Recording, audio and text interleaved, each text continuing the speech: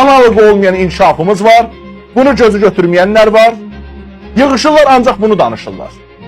Və onların arasında bir nəfər nə vaxtsa könlünə düşərsə, o da əgər xalqın hansısa bir problemini ictimailəşdirmək istəsə, dərhal bu Sahibə Qafarovanın tənqidi ilə, qınağı ilə, sərt sözləri ilə üzləşir. Hər kəsə belə barmaq edir bu adam. Bir dəfəlik deyin ki, bir dəfəlik bizə də çatdırın ki, artıq biz Azərbaycan xalqını istəmirik. Azərbaycan xalqı sadəcə olaraq bizim üçün bir alətdir. Milli Məclisin foyesində, divarlarında bu söz yazılıb. Hakimiyyətin mənbəyi xalqdır. Bu söz yazılıb. Bunu hər kəs görüb. Hakimiyyətin mənbəyi xalqdır. Əgər siz doğrudan da orada oturmağınızın mənbəyini xalq hesab edirsinizsə, niyə bu xalqa hörmət eləmirsiniz? Niyə xalqın ancaq güzəranını, rifahını tətirləşdirən, ağırlaşdıran, dırnaq arası qondarma, heç bir beynəlxalq təcrübə ilə, beynəlxalq qanunlarla, sivil dünya görüşü və təfəkkürü ilə uzlaşmayan qanunlar qəbul edirsiniz və ümumiyyətlə adını da bunun qanun qoyursunuz. Hammurapinin qanunları, qədim Romada qəbul olunmuş qanunlar belə sizin qəbul etdiyiniz qanunlar qədər ağla sığmaz və tükürpədən deyil. Amma siz bunları edirsiniz. Misal üçün, bir daha deyirəm. Bu yaxınlarda icra haqqında qanuna dəyişiklik etdiniz ki, icra icraatında yenə də məhkəmə icraatında olduğu kimi ya vəkil ya da tərəfin yaxın qohumu iştirak eləməlidir. Nümayəndəlik institutu ləğv olunmalıdır. Nümayəndənin fəaliyyəti məhdudlaşdırılmalıdır. Ümumiyyətlə müstəqil hüquqşünasa Azərbaycanda yer olmamalıdır. Bunu istəyən bir, necə deyim, toplum, bu məclis Azərbaycan xalqının rifahı üçün nə danışa bilər, nə edə bilər ki, eləmir də. Cərimələri qaldırırsınız, dövlət rüsumlarını qaldırırsınız, vətəndaşların problemləri haqqında danışmağı özünüzü ar bilirsiniz. Azərbaycanda sən demə, sizə görə hər şey yaxşıdır. Siz ancaq öz gözünüzlə Azərbaycana baxırsınız. Və Azərbaycan xalqı bir mənalı olaraq, yenə də deyirəm ki, sizin üçün sadəcə olaraq bir alətli, bir vasitədir.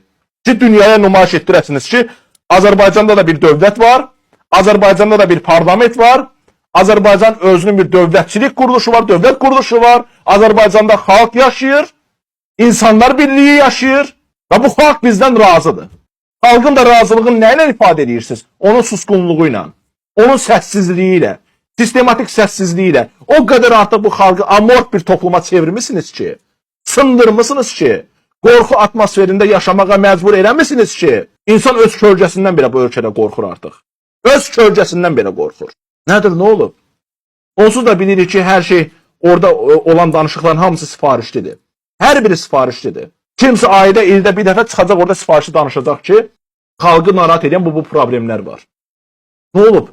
Nə böyük tənqid ortaya qoyulub ki, Sahibə xanım bu qədər narahat olub. Sahibə xanım, siz kimə xidmət edirsiniz? Sizin məqsədiniz nədir ümumiyyətlə? Kimə xidmət edirsiniz? Siz ümumiyyətlə, mənə çatmır bu.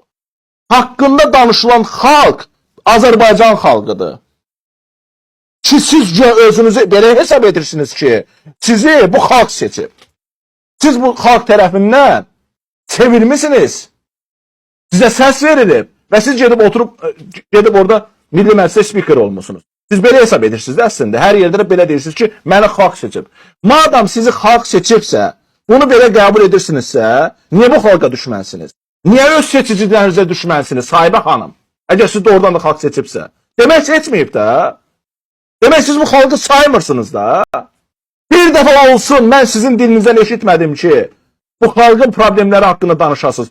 Bir dəfə olsun mən görmədim ki, sizin dönəminizdə, sizin bu parlamentə sədrlik etdiyiniz dönəmdə məhkəmə hakimiyyətində mövcud olan problemlər dilə gətirilsin və danışılsın. Tüm danışıqlar əgər varsa da, az da olsa, hansısa icra hakimiyyətinə mənsub olan orqana qarşı bir tənqid sifarişlidir.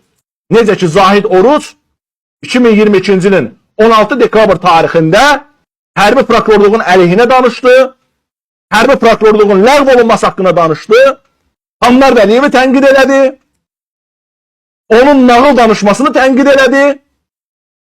Amma 2025-ci ildə Tanlar Vəliyevin Konstitusiya Məhkəməsinə seçilməsinə səs verən elə bu parlamentin özü oldu.